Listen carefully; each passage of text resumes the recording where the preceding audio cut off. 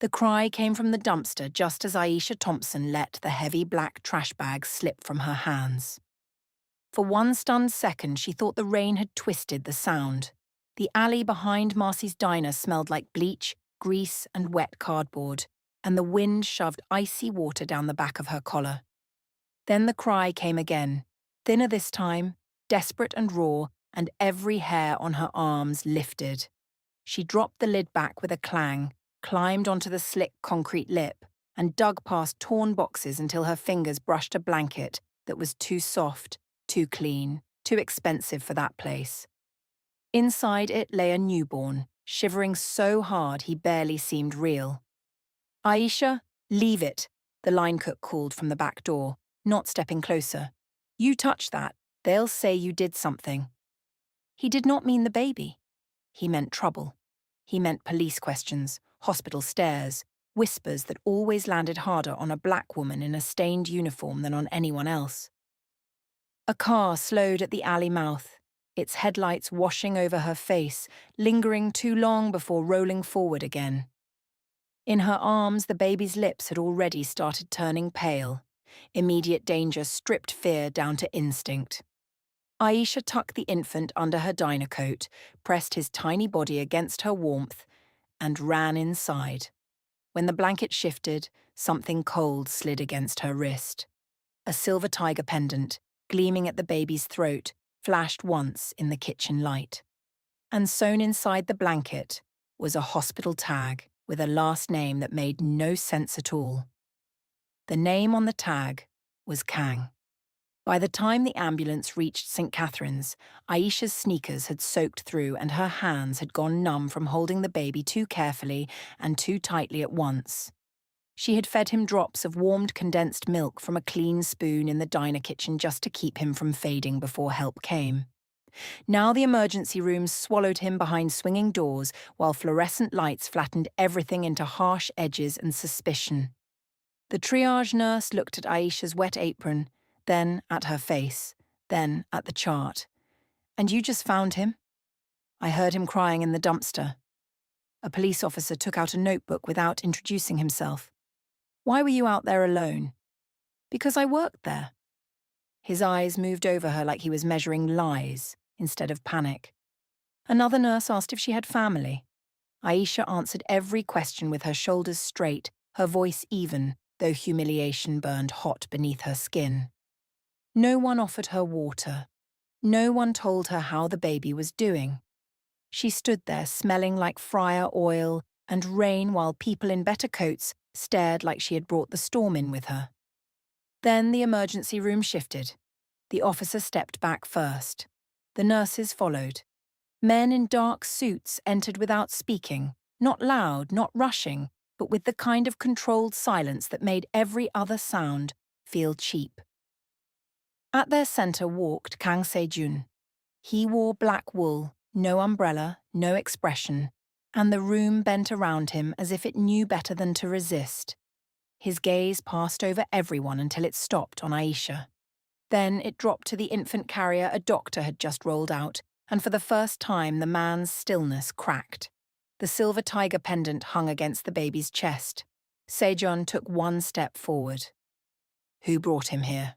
"I did," Aisha said. The doctor started to answer instead, but Se-jun lifted a hand without looking away from her. "If that child lives tonight, it is because Miss Thompson refused to look away." His voice stayed low, almost calm, which somehow made it land harder. "You will speak to her with respect." Every eye in the room shifted.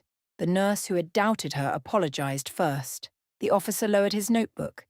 Then Se-jun looked at the baby again, and something devastated crossed his face before he buried it.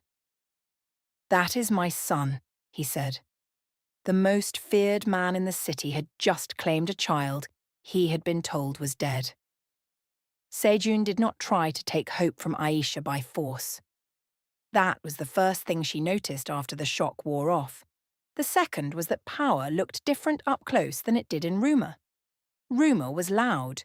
Se-jun was not.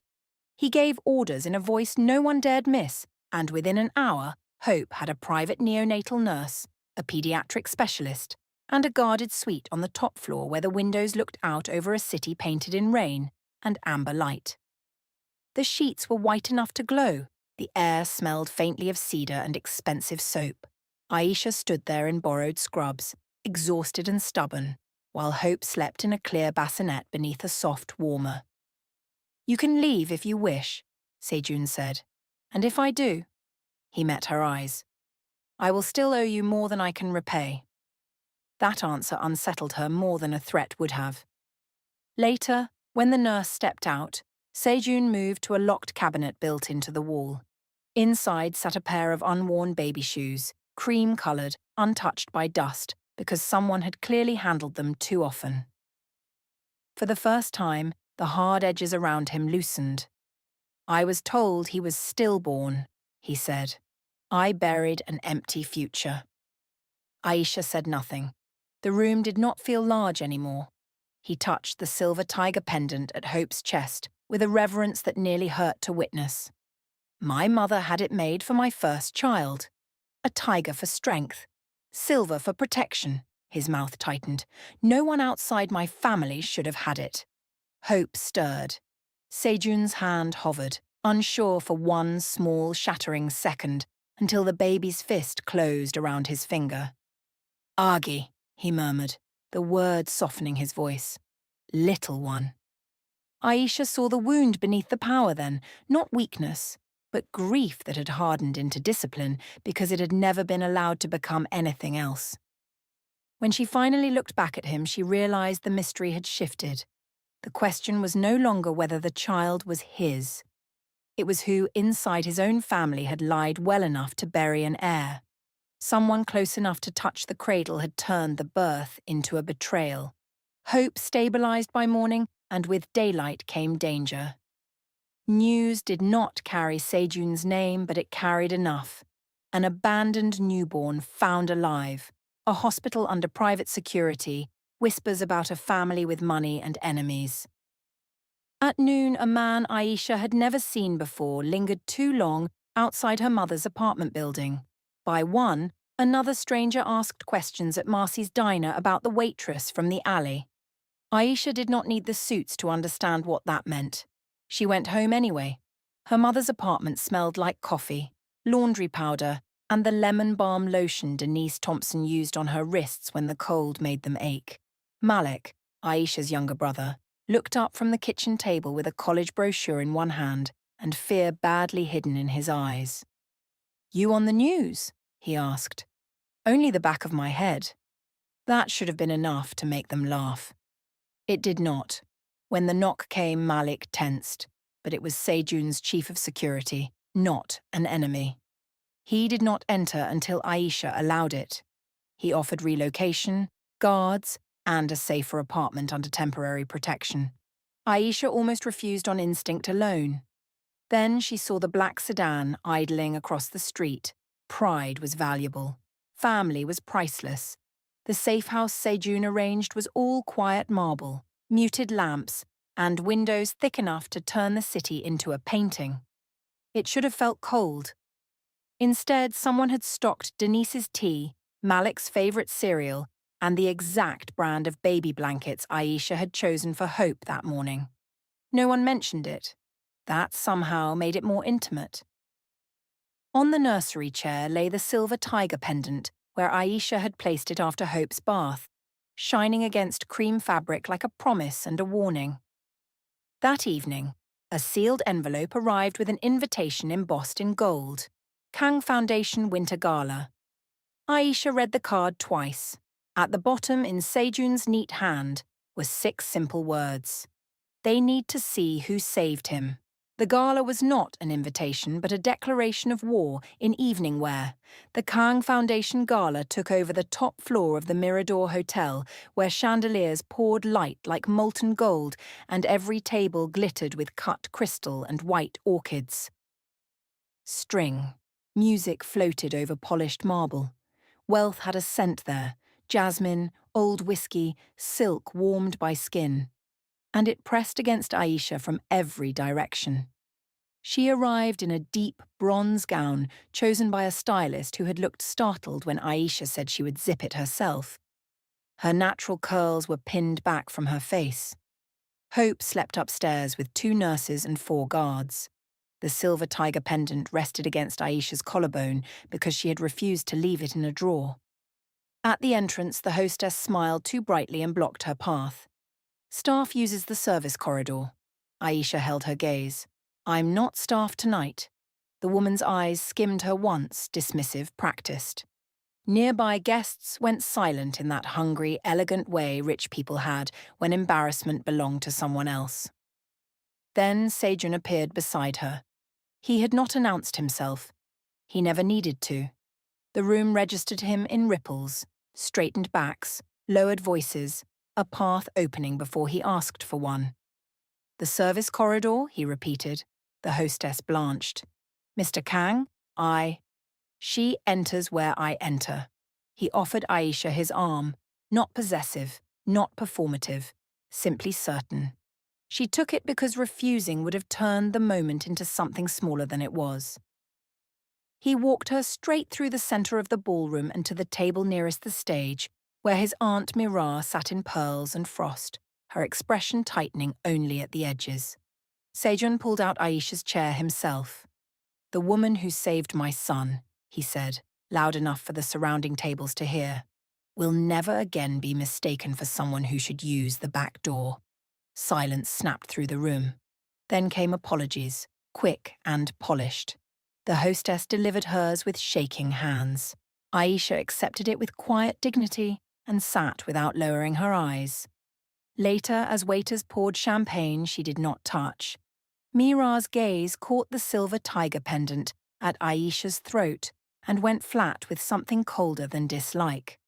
Across the ballroom, a family lawyer hurried toward Se-jun with a sealed folder. The DNA results had arrived. Mira looked at the pendant like she had just seen a ghost she thought she buried. The family council convened before dessert. It happened in a private salon off the ballroom, where velvet walls drank sound and a long lacquered table reflected every face gathered around it. Elders, attorneys, executives, and 2 doctors waited under the pretense of discretion, though gossip had already outrun them all. Hope slept in a bassinet near the fireplace, watched by a nurse. The silver tiger pendant had been returned to his tiny wrist, looped there with silk ribbon. Aisha stood behind her chair until Mira spoke. With respect, the older woman said, every syllable sharpened to a blade. A child found in trash beside a diner and carried in by a waitress is not proof of blood. It is proof of opportunity. The insult did not land only on Aisha. It landed on her work, her neighborhood, her hands, her place in every room that had ever mistaken dignity for ambition. A few faces looked away. None interrupted. Until Se-jun did. Sit, he told Aisha. He did not say please, yet the words somehow lived inside the gesture. She sat. Then he remained standing, which forced everyone else into awkward uncertainty. The family lawyer opened the folder with trembling fingers. The DNA analysis confirms paternity. Probability exceeds 99.99%. Infant male, biological son of Kang Se-jun. A murmur broke loose around the table. Mira's jaw locked. Se-jun placed one hand on the back of Aisha's chair. And because some in this room seem confused, let me clarify the rest. Miss Thompson found my son, kept him alive, and protected him before any of you even knew he was breathing. From this moment forward, any disrespect shown to her will be treated as disrespect shown to my house. No one moved.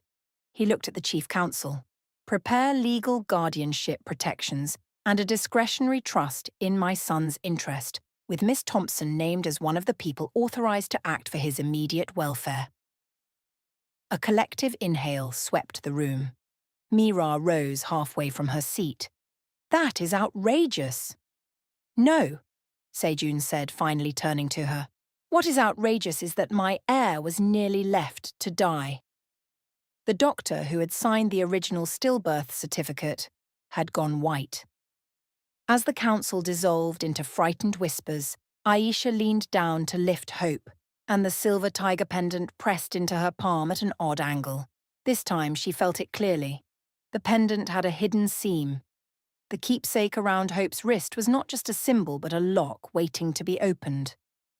Rain drummed softly against the glass roof of the penthouse conservatory while the city glowed below like scattered embers. Hope slept in Aisha's arms after midnight, finally peaceful, one tiny fist tucked beneath his cheek. Se-jun stood by the citrus trees with his jacket off, his white shirt rolled at the sleeves, the formality of the gala stripped away until he looked younger and far more dangerous at once. Not because he did anything threatening, because exhaustion had made him honest. Aisha held up the silver tiger pendant. There's something inside it. He crossed to her and together they worked the hidden clasp free. The pendant opened on a small hinge, revealing a sliver of folded paper no bigger than a fingernail. Inside, in hurried handwriting, was a chapel name and a locker number. St. Bartholomew. Locker 112. Before either of them spoke, Se-jun's phone vibrated. He glanced at the screen and ignored it. You should answer that. It can wait. Hope stirred. Se-jun took a breath, then crouched beside the chair where Aisha sat. In the softer light, she noticed the pale line of a scar disappearing beneath his cuff, old and ugly against otherwise immaculate control. You were hurt the night he was born, she said quietly. He gave a humorless smile. My enemies failed to kill me. My family succeeded in blinding me. For a moment, his hand rested on the bassinet edge, not steady now, but careful. I know how to build fear. I know how to survive betrayal. I did not know how to lose a son I never held. That was the second time she saw the man beneath the empire, and it struck deeper because he did not use the pain to ask for comfort. He simply told the truth and let it stand. Hope whimpered. Se-jun touched the baby's blanket with 2 fingers. Guayanchana? He murmured. It's okay. Then Aisha's phone rang. Unknown number. When she answered, a woman's shaking voice said, I'm the nurse who carried that baby out of the hospital, and if I don't talk tonight, they'll kill me next. The woman who abandoned Hope in the trash was finally ready to confess why she had done it. The nurse wanted to meet alone. Se-jun refused before Aisha finished relaying the message. It is a trap. It might also be the truth. I can protect you from both. That should have comforted her. Instead, it hit the one place already bruised raw. All night decisions had been made around her, where her family slept, which doors opened, how many guards stood outside Hope's room, which war belonged to whom. Gratitude had carried her far, but it had not erased herself. By dawn, the argument had sharpened. You do not get to manage my life because you have more power than I do, Aisha said, standing in the nursery's pale morning light. You don't get to turn me into another thing you lock down to keep safe. His face went still in the way it did before other people got afraid. She did not flinch.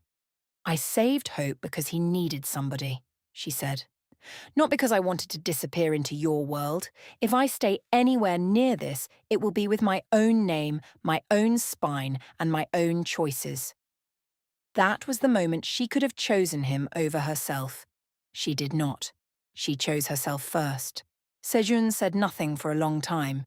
Then, with visible effort, he stepped back. A car will take you wherever you ask. No begging, no command. Somehow that hurt more. Aisha left with Denise and Malik for an apartment leased in her own name through Se-jun's lawyer, only because the paperwork made clear it could never be taken back. 2 hours later, the nurse sent a photo of her own bruised wrist and a text with only 6 words. She took Hope to the alley. Then another message followed. Meet me at the chapel. Before Aisha could reply, Malik looked out the window and swore under his breath. A black sedan had parked across the street again. This time, when the back door opened, Mira herself stepped out. Se-jun's aunt had come in person because the secret in the pendant was bigger than any of them guessed. Mira did not come upstairs. She sent a message through the building manager instead. Leave the pendant in the lobby, and your family walks away. Refuse, and the boy disappears before sunset. The boy was Malik. He had gone out the back stairwell minutes earlier to bring in groceries and never returned. Fear hit so hard Aisha almost dropped the phone, but panic never helped anyone breathe. She called Se-jun once. He answered on the first ring. "Tell me everything." 20 minutes later he arrived without sirens, without spectacle, just motion carved into purpose.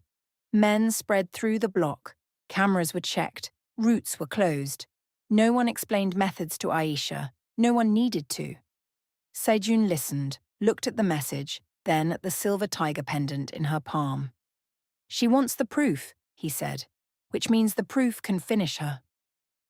They went to St. Bartholomew together. The chapel sat between newer towers like a forgotten prayer, all stone and candle wax and old wood polished by grief. Locker 112 waited behind the side altar. The silver tiger pendant fit a hidden notch in the brass door so precisely it felt obscene. Inside lay a memory card, an original birth certificate, Hope's hospital footprints, and a letter from Se-jun's late lover, Hana. The nurse had added her own confession on video, recorded in terror and tears. She had admitted that Mira ordered the baby declared dead, saying an heir born to Hana would weaken her control over the Kang holdings. The nurse had been told to make the child vanish. Instead, unable to kill him, she placed him where she had seen diner staff take out trash every half hour and tuck the pendant in his blanket, so the truth might one day find him. At the end of the video, the nurse said one more thing. Mira took the brother to force the handoff at tonight's succession banquet. Se-jun closed his eyes once briefly, as if sealing rage into a colder shape. By the time he opened them, the man Aisha had met in the hospital was gone. This was the ruler the city feared, stripped down to terrifying stillness. "Your brother comes home tonight," he said, "and so does my son's name." The final battle would happen in the same ballroom where Mira first tried to bury Aisha in public. The succession banquet glittered with even more excess than the charity gala had, as if wealth itself were trying to drown the smell of panic. Cameras flashed at the entrance. Investors, politicians, and family allies filled the ballroom beneath rivers of crystal light. On the stage stood a gold emblem of the Kang tiger. Mira had chosen the room carefully. Public rooms made lies look official. She stood at the podium in ivory silk, prepared to announce a temporary transfer of authority, while Se-jun addressed private family matters. Hope was nowhere visible, neither was Malik. Then the ballroom doors opened. Aisha entered first. A hush moved through the crowd before anyone understood why. She wore black this time, simple and severe, the silver tiger pendant at her throat catching the light like a blade. Beside her walked Se-jun, expression unreadable. Behind them came the family lawyer, 2 detectives from financial crimes, and Malik, shaken but unharmed, flanked by security. Mira's mask cracked. Se-jun did not raise his voice. He never had to. "Continue," he said. She tried. "Nephew, this is hardly the place." "It is exactly the place. You preferred witnesses." He nodded once to the lawyer, who distributed copies of the birth certificate and still images from the nurse's confession. The detectives moved to either side of the stage. Murmurs exploded through the room like shattered glass. A screen lit behind Mira with the paused image of the nurse's face. Aisha stepped forward then, not behind him, beside him. "The pendant opened the locker," she said, steady enough for every table to hear. "The one holding the proof that Hope was stolen from his father and thrown away to protect your power." Mira's eyes flashed toward the side corridor. Too late. A guard emerged carrying Hope safely in his arms, the baby blinking in confusion but untouched. The crowd recoiled as the scale of it landed. For the first time, Mira lost elegance. "Do you think this ends me?" Se-jun took his son, one broad hand cradling the back of Hope's head with devastating gentleness. "No," he said. "You ended yourself the night you mistook a child for an inconvenience." The detectives approached. So did the board chair, who publicly removed Mira's authority before the room that had once bowed to her. Her accounts were frozen. Her titles were stripped. Dr. Park was detained on the spot. The nurse, already in protective custody, would testify. Consequences arrived not as chaos, but as order finally refusing corruption. Mira looked at Aisha last, hatred curdling into disbelief. "You were only a waitress." Aisha held her gaze. "And you still lost." After they took Mira away, the ballroom remained stunned, as if luxury itself had been forced to watch truth walk in wearing wet alley courage and refuse to bow. When the room had mostly emptied, Se-jun turned to Aisha with hope sleeping against his chest. "I was wrong," he said. "No audience now. No armor in the words. I tried to protect you by deciding for you. I am sorry." She felt the apology settle where it belonged, not flashy, not convenient, but earned. He did not ask her to stay. He only said, "Whatever comes next, it will never be a cage." For the first time since the alley, the future stood open, and Aisha alone would decide how to walk into it. Spring softened the city. 3 months later, the old diner had new windows, fresh paint, and a new name on the glass: Hope House Cafe. Aisha owned it outright. Se-jun had sent the deed through his attorney with one note: no conditions, and she had accepted it only after paying him back one symbolic dollar, which had made him smile in that rare, private way that changed his whole face. Denise kept herbs in bright pots by the front window. Malik, safe and finishing his semester, worked weekends and argued with customers about basketball. Upstairs, a sunlit apartment waited with a nursery painted warm cream and gold. On the wall above Hope's crib hung a shadow box, holding the blanket from the alley, the hospital tag, and a photograph taken on the day the court formally restored his name. Kang Hope Thompson Kang, protected by law, by truth, and by every person who had chosen him. The silver tiger pendant still appeared every day. Sometimes Hope wore it on a soft ribbon during family dinners. Sometimes it rested in Aisha's palm when she needed to remember how close Mercy had come to missing them. Sometimes Se-jun touched it before leaving for meetings, as if acknowledging the thing that had broken his life open and given it back cleaner than before. He had begun cutting away the rot inside his empire with the same precision he once used to command it. Legal holdings replaced shadows. Old loyalties were tested. He remained dangerous to enemies and calm to everyone else, but with Aisha, he learned a different strength, the kind that asked, listened, waited. One evening after closing, she found him in the cafe courtyard, holding Hope beneath strings of amber lights. The scent of coffee and jasmine drifted through the air. Hope laughed as Se-jun let him grab his tie with both hands. No guards crowded them. No public room needed flipping. No one had to prove anything anymore. Aisha stepped into the light, and Hope reached for her at once. Se-jun passed the baby over carefully, his fingers brushing hers, lingering only long enough to ask a quiet question he no longer tried to answer for her. This time she did not step away. She stood beside him while the evening folded warm around all three of them, and when Hope laid one tiny hand over the silver tiger pendant, it felt less like a warning now than a seal on a promise already kept. The child abandoned in the trash had become the heir no one could erase. The waitress they underestimated had become the woman no one would ever dare dismiss again. And the man who once ruled through fear had finally learned that the strongest thing he could protect was the life they were brave enough to build in the open.